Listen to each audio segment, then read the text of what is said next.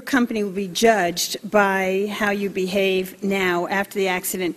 And I would say that you're going to be judged by what you did before the accident, what your company did. I sit on the Education and Labor Committee, and I, too, sat through hearings about the Texas oil refinery disaster, looked at the families with their dead loved ones' pictures in front and the tissue boxes there because of the pain, because BP consistently ignored warnings and indeed fired people who warned. So you've been a bad corporate neighbor, frankly. So you keep saying, I don't know, we'll have to have the facts. Well, I've got the Wall Street Journal, and they did a pretty good job, I think, of listing the facts. And I just would like to ask you if you agree with them about what happened, what the facts are. It says, BP, for instance, cut short a procedure involving drilling fluid that is designed to detect gas in the well and remove it before it becomes a problem, according to documents belonging to BP and to the drilling's rigs owner and operator, Transocean Limited. Do you agree with that? To cut short a procedure, I don't know. Cut short procedure involving drilling fluid. Well, I'll be happy to share this article. No, I don't know if that's true or not. Okay. BP also skipped a quality test of the cement around the pipe, which we talked about, another buffer against gas, despite what BP now says were signs of problems with the cement job, and despite a warning from cement contractor Halliburton.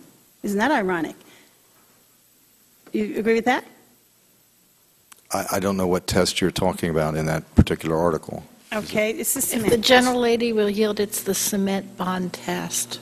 Yes. A cement bond log was not run on this well, that's right. Okay, let me continue. In an April 18th report to BP, Halliburton warned that if BP didn't use more centering devices, the well would likely have, and I want to quote from Halliburton, a severe, in big letters, gas flow problem. Still, BP decided to install fewer of the devices than Halliburton recommended, 6 instead of 21, which we talked about.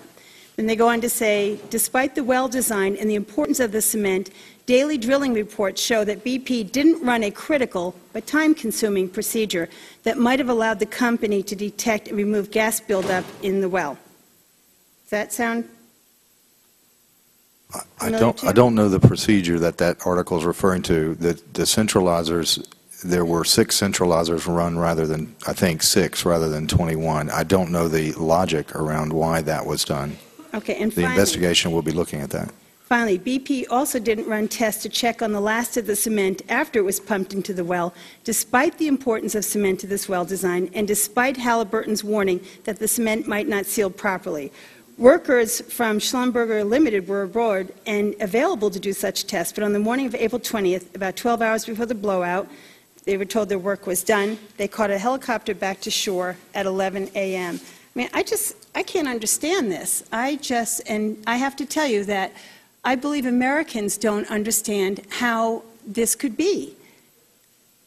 Did you worry, first of all, that we didn't have the technology to clean up? I mean, when we look now, and we looked for Plan A, Plan B, Plan C, it appears that not only didn't you not have a plan that we knew would work, but every step along the way, they ignored. This is from Wall Street Journal, but you can read it elsewhere. But I want to move on to what CNN is reporting, which is disturbing. And again, I'll just read it, that U.S. and BP accepting few offers of international help, countries say. And they speculate that out of all of the countries that have offered to help, that we've only accepted 3. And they're saying one reason BP may not be accepting the offers of assistance is because of cost, some say. Shipping boom from halfway around the world, for example, is expensive.